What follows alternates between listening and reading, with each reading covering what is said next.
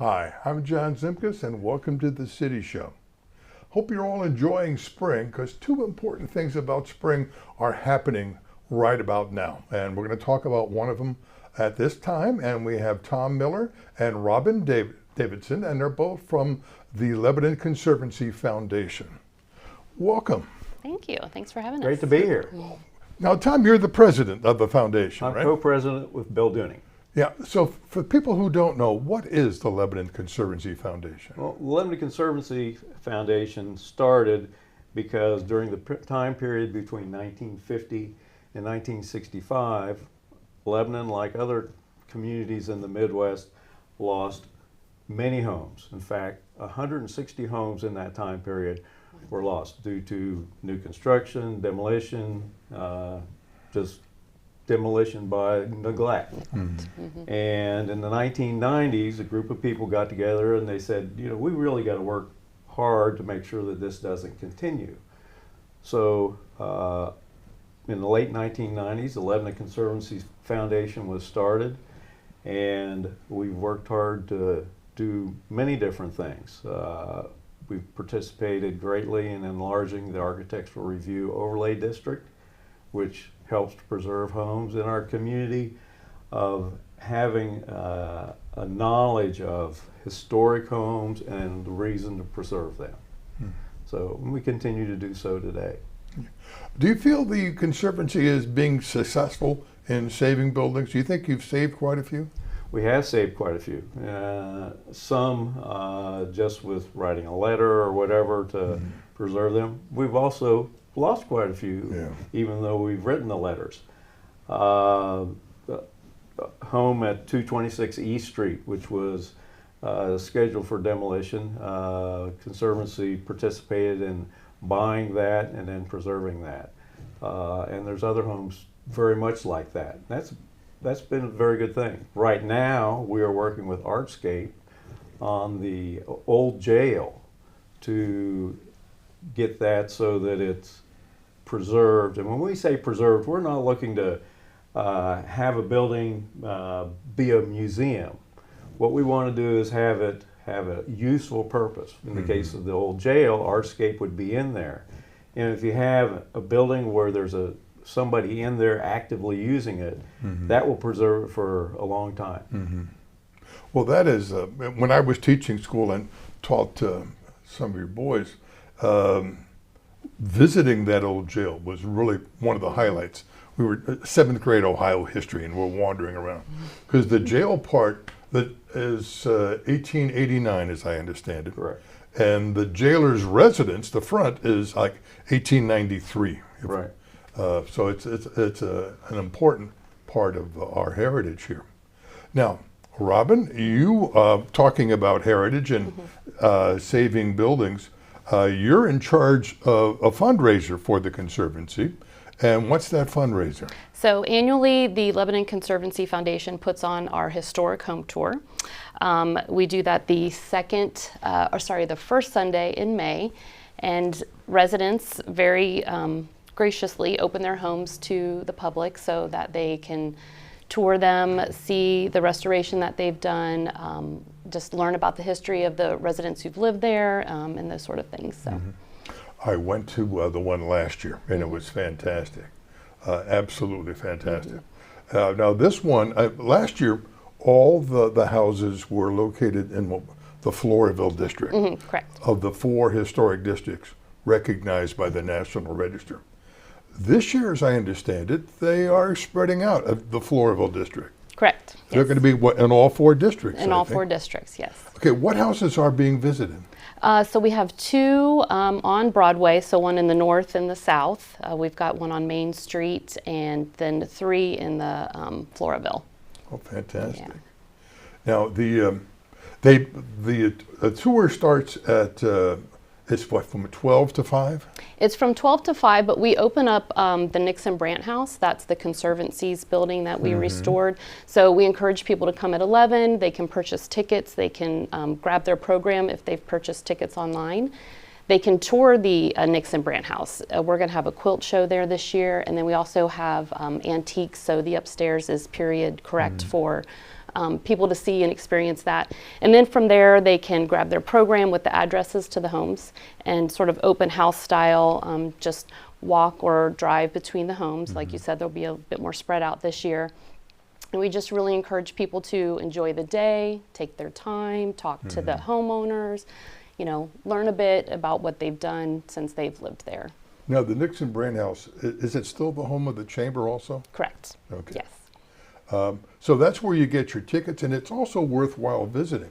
What's the story of behind the Nixon Brand House? I'm going to pass that to Tom. I'll jump that in. The Nixon Brand House was originally built by Samuel Nixon back in I believe it's 1808 or very early. And then later was the home of Al Brandt, who had been sheriff of Warren County. And Al Brandt, he's actually my great-great-grandfather. Oh, is that right? So know about that from there. And also, he was the first sheriff that was in the old jail. But the Nixon Brand House, it had a great deal of fire damage in the 1990s.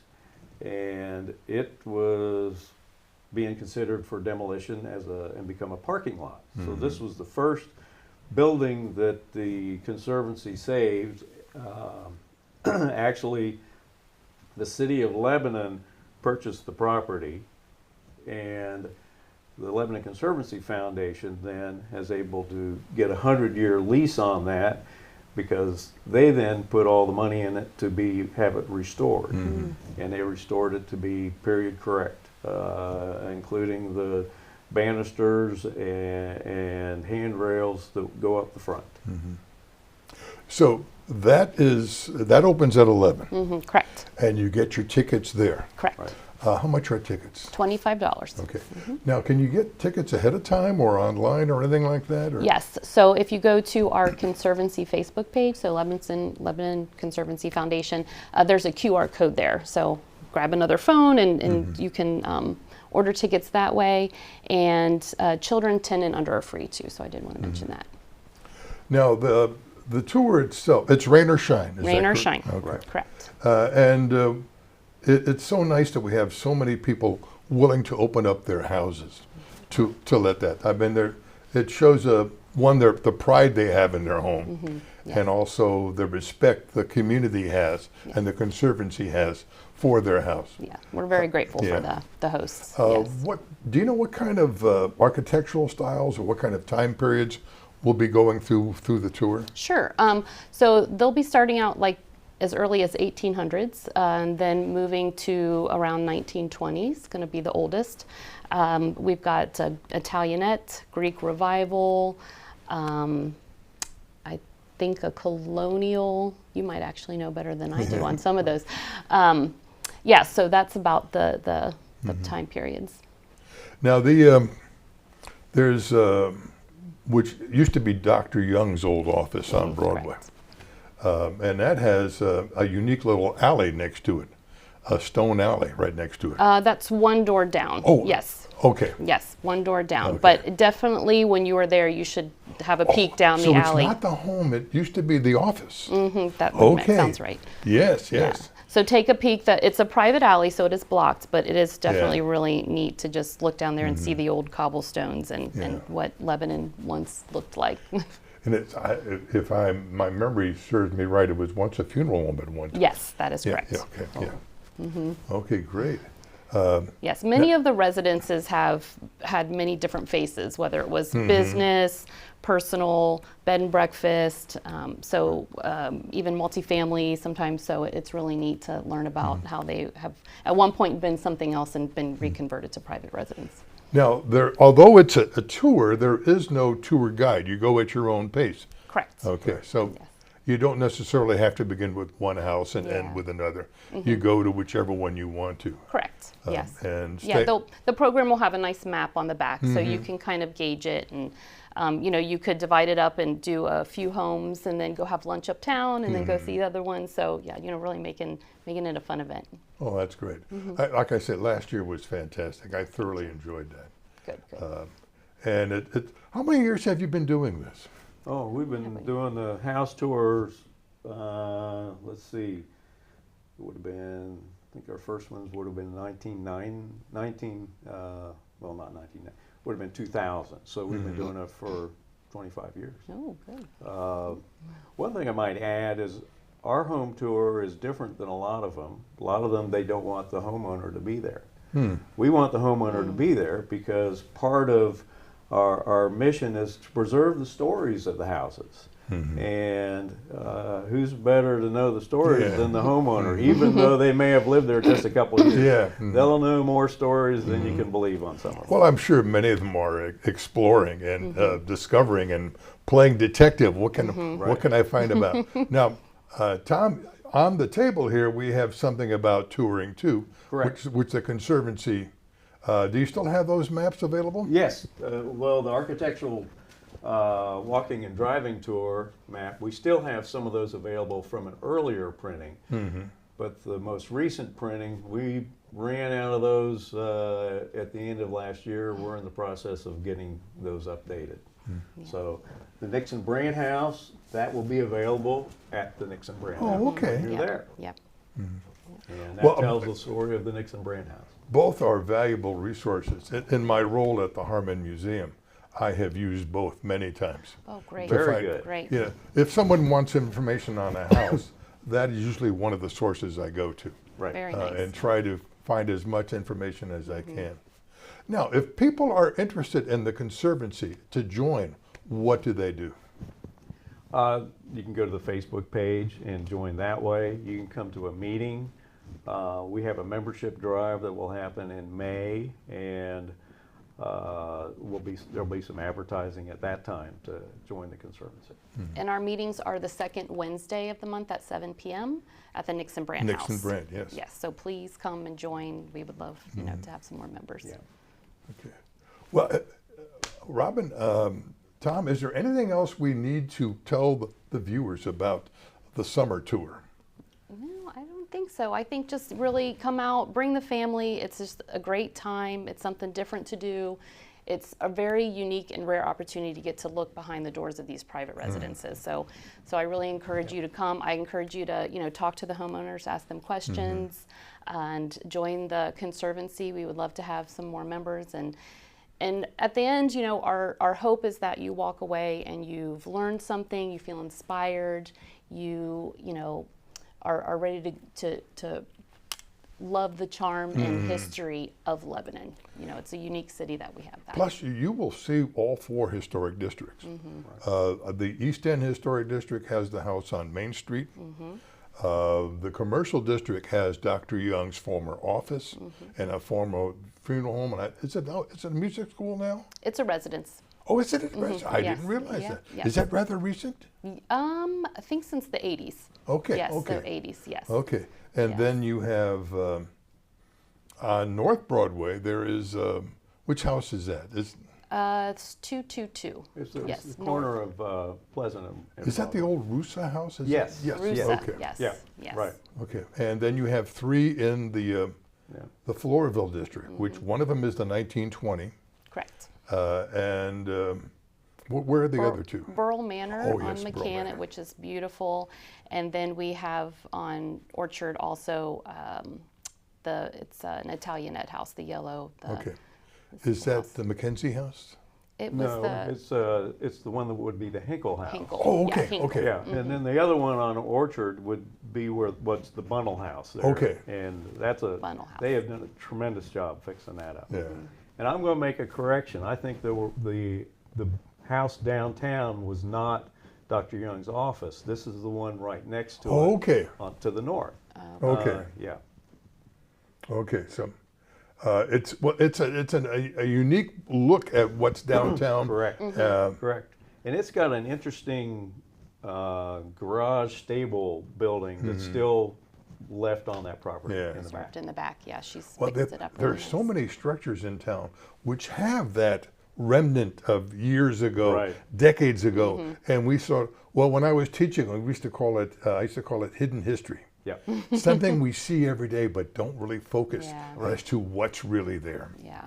And hopefully, this tour will bring to mind to our viewers and the people of Lebanon all of the exciting things about our past, which are still visible and still appreciated today. We're all about preserving homes and preserving a lifetime of stories. That's what's there. Well, Robin, Tom, thank you very much John. for being our guest. Best of luck with the Spring House Tour. Thank you We'll very see you much. there. Okay. Thanks, John. We'll be right back.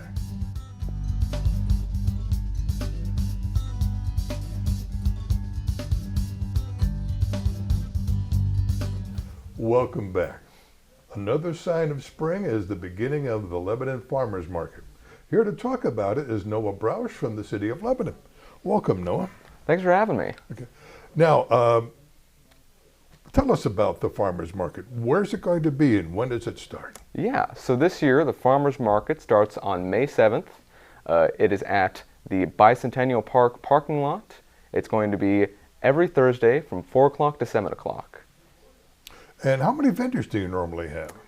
This year we're gonna have about 16 vendors with an additional 5 or 6 more craft vendors on our craft vendor days. So they're going to be special days for crafts then? Yes, every first Thursday of the month will be a craft vendor day, where in addition to our normal vendors, we'll have craft vendors. That's going to be starting up in June. Okay. And so with that, your 16 or so will expand then? Oh yeah. Yeah. So no one's going to be eliminated with that, I don't think. No, we're not going to be knocking anyone out. We're also going to have the occasional food truck come out as well. Well, I know, what kind of vendors do you have? Because you have quite a variety, last time I checked. Oh yeah. So for people who are looking for like vegetable produce, we have Highland Oak Farms, we have Spotted Ox Farms, and we have Highland Hemp Farms, as well as Take mushrooms, even though mushrooms aren't technically a vegetable. But for people looking for meats, we have Highland Rail Farms and Misty Pine Acres. A lot of Highlands at this year's farmers market. For people looking for more sweet treats, we've got Golden Valley Bee bringing out honey. We've got Cram Your Cake Hole with some very nice desserts and sweet treats. We've got Pink Kayak Candy bringing their cotton candy. And then we've got Sucker Flats with some caramels. And then we've also got a couple other stuff like a vendor, Rusty Bell, bringing flowers and other just nice objects. And we've got sorry. Well, that's no, you were saying that. Yeah, we've got quite a few. Yeah. Oh, and Pekin Apothecary, that was the one that was slipping my mind. Okay, yes. Yeah, she's bringing out her soaps and oils and lotions. Now, the Highland Rail Farm, Yes. that's the one that has beef and poultry and other various. So it's an interesting concept to sort of cut out the middleman. You know, you don't have to go to the wholesaler. You know, you straight with the person who raised the animals and what have you. So you're guaranteed to have the freshest meat. Oh yeah, we're pretty happy that he's continuing to stay with us. Now, and Take Mushroom. I remember I visited them a year or so ago. I did not know there were so many varieties of mushrooms. I mean, it was a very, very hot day, so they were keeping them refrigerated because they didn't want to expose them. But fantastic collection for anyone who is a gourmet chef and wants to find a particular mushroom to add to their cuisine there. That's fantastic. Oh yeah. And of course, one of the ones which has been there they've been part of the farm produce market in this area for decades, is Irons Food Farm. Yes. Oh yeah, they're going to be coming out this year as well, bringing their apple cider donuts and their pies. So we're pretty excited to have them out there. Now you mentioned, is it the first Thursday you said for crafts? Yes. Yeah. What kind of crafts would be coming out? Any idea? We've got a couple coming out. Let's see. There is, I think it's called Wood Barn Again. A guy who goes into his barn and creates like different crafts out of wood that he has there. And then we've got Yulia Gondaruk, who makes Ukrainian goods. Oh, gee. So we've got a couple others coming out as well. Now the wood barn again. There is reclaimed wood from old barns, and then you create something out of that. Yes. Yeah. I sometimes work at the Golden Lamb, as some of you may know, on Wednesday nights, but they have recently decorated, redid the floor of their shaker dining room with reclaimed barn wood. Oh, that's neat. And so it's a fantastic source to be creative with. Now, is there going to be entertainment? Yeah, we've got quite a few live music coming out, and then we've also got the police and fire department coming out to a couple of our markets as well. Oh. And then the Rotary Club is going to be having their Rotary concerts every Thursday from June to August, starting at 7 o'clock at the Memorial Stage in Bicentennial Park. So you could stay for the farmers market, then catch the show afterwards. Now, one thing I realized when I was there last, if there's something you really want, you should get there early. Oh yeah. Yeah, but at 4 o'clock, because lots of times if they have a specialty or something that you really crave, that sometimes goes very fast. But it's such a valuable resource for the people of Lebanon here to be able to take part of that and see something that's grown locally. But for the most part, these people have to be somewhat related or somehow associated with Warren County or the neighboring counties, right? Yeah. Yeah. Yep. Now, are there some special vendors coming during the course of the season? We don't have any lined up right now, but What about the truck we were talking about? oh yes, the food trucks. Let's see. Pizza Napoli is a food truck we have lined up. They're going to be opening up a location here in Lebanon soon, so they're going to be bringing a food truck out to one of our farmers markets then, as well as Cousins Maine Lobster. They're a food truck out of Cincinnati, and they're going to be coming out to one of our markets as well. Oh, that's up. I'll be there for that one. But you also have a peach truck coming, right? Oh yes, the peach truck, one of our returning vendors. They weren't there last year, but they're coming back this year. So they should be here starting in June or July.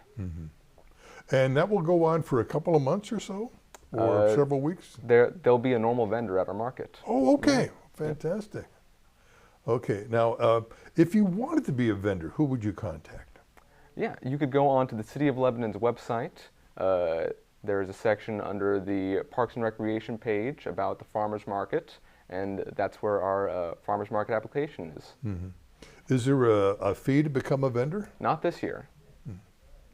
Okay, so if you have something that you're creative and you can be part of the farmers market. Oh yeah. And, Noah, is there anything else we should tell the viewers about the farmers market? We're excited to have a lot of people there this year.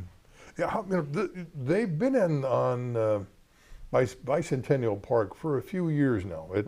I know it used to be right near where we are now, Right. In the parking lot over here. But I personally like it over there on Bicentennial Park by Mulberry and Cherry. I think it's really great to be like kind of near downtown in the center of the community. Bicentennial Park's got a really nice green space that people can just relax and spend time in. So Yeah, so you're near, you're not too far from restaurants, you're not too far from other commercial venues, but you're also near the Lane Memorial Stage. Take advantage of the Rotary concerts or anything else going on there. And it really gets you in the mood for community involvement. Oh yeah. Okay. Well, Noah, thanks so much for being on this show. Thanks for having me. I hope it's a great success this year, as it has been in the past. I'll be looking to see you there. Okay. So remember, folks, the farmers market starts on May 3rd, May 7th, a Thursday, 4 to 7. Yep. And It's a great venue for local farmers and craftspeople and other people making items that you might enjoy or use, and goes on through October. Okay. Take care, and I'll see you around town.